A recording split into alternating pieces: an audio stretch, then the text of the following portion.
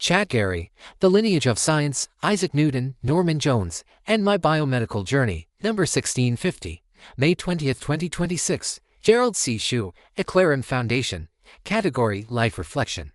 In late April 2025, I stood quietly beside the famous Newton apple tree at Trinity College, University of Cambridge. At that moment, I did not know that only about 2 months later, on June 21st, 2025, I would suffer a hemorrhagic stroke and walk extremely close to death. At first glance, that photograph looked like a simple travel picture. After 11 months of recovery and reflection, I gradually realized that it carried much deeper meaning. It became a symbol of science, survival, memory, and the long journey of ideas across centuries. Emotionally, I have always felt close to Isaac Newton through my MIT professor, Norman Jones. Newton changed the world through mathematics, physics, motion, and the search for hidden laws behind nature, more than 200 years later. Professor Jones carried part of that British mechanics tradition into modern engineering. In the early 1970s, he taught me dynamic behavior, energy transfer, structural response, and impact mechanics at MIT. Although Newton, Jones, and I were separated by time, nationality, and culture, I felt one connecting line among us.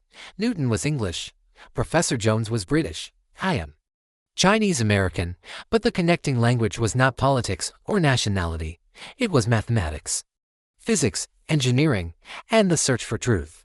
To me, this became a lineage of scientific knowledge, from Isaac Newton's mathematics and physics 300 years ago, through Professor Norman Jones's mechanics and engineering teaching at MIT 60 years ago, and finally to my own biomedical survival research during the past 10 years.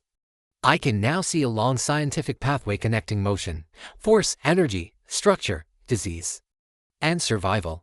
The famous apple story itself is less important than the thinking behind it. Many people saw apples fall. Newton asked why. He searched for the invisible force behind motion. He wanted to know whether the same rules could explain both an apple falling to the ground and planets moving in the sky. That way of thinking influenced modern science. Through Professor Norm Jones, it also influenced me. Beginning around 2010, long before wearable health devices became common, I started collecting detailed data from my own body. I measured glucose, weight, blood pressure, food intake, walking, sleep hours, emotional stresses, and lifestyle details. I wanted to understand my body not as a few isolated numbers, but as a moving system over time. Most medical data are still viewed as snapshots: one blood test, one clinic visit, one HbA1c value, or one CT MRI image. From my engineering background, that was never enough. A snapshot can show one moment, but it cannot show the whole movie. For me, the movie is more important than the snapshot. I need to see direction, speed, rise, fall, instability, recovery, damage, and long-term change. A single glucose reading means little. A single blood pressure reading means little. Even a single medical image means little by itself. The long-term path reveals the deeper truth. This is where Professor Jones influenced me deeply. His work was not about still pictures. It was about how systems change under force, stress, impact, damage, and over time. Many years later, around the end of 2020, he called me from England and reminded me to apply the viscoplasticity concept to my medical research. That call reopened a major pathway in my mind. I then spent nearly 1 year learning that part of physics by myself.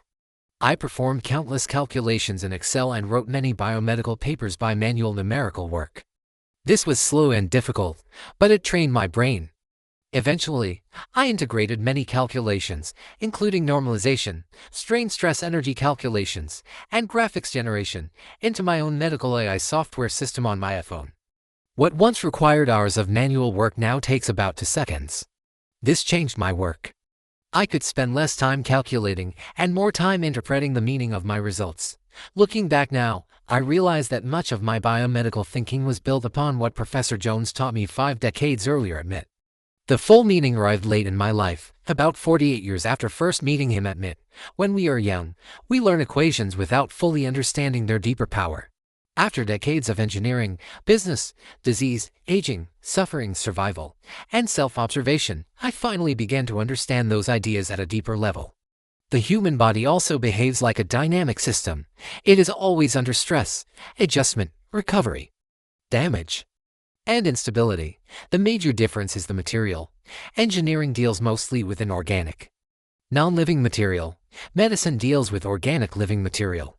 Living material repairs itself, adapts, compensates, reacts emotionally, changes hormonally, and evolves continuously.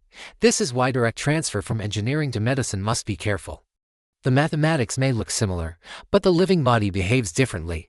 Nevertheless, physics and engineering can still offer deeper insights that simple linear statistics cannot provide. One example is my TSI stroke risk warning model.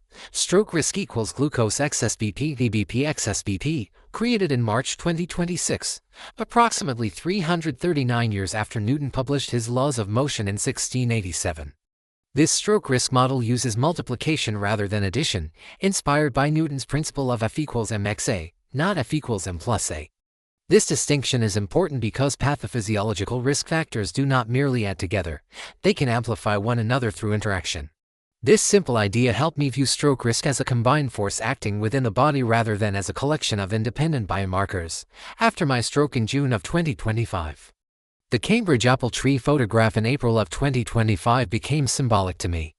I knew the original apple story belonged to Newton's hometown, not Trinity College itself. But that did not matter. The story inspired me. Standing near that symbolic tree represented the continuity of scientific ideas across centuries from Newton through Jones to my self-doubt. In many ways, I have often felt intellectually lonely. My foundation came from mathematics, physics, engineering, AI, and systems thinking, while most biomedical researchers came from biology, chemistry, physiology, and statistics. I do not see disease only as isolated events. I see disease as a long-moving path inside the human body. That difference made me lonely, but fame and acceptance have never been my concerns. I believe the research results will eventually speak for themselves. In the end, this journey is simple. Newton taught the world to search for the hidden laws that govern nature.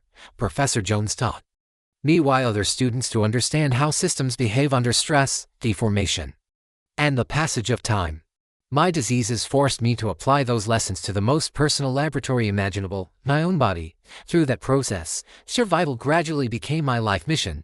Knowledge is powerful, but knowledge also needs humility. I saved my own life, and perhaps what I learned may someday help others. This content is provided for educational reference only and does not constitute medical advice. No doctor-patient relationship is created.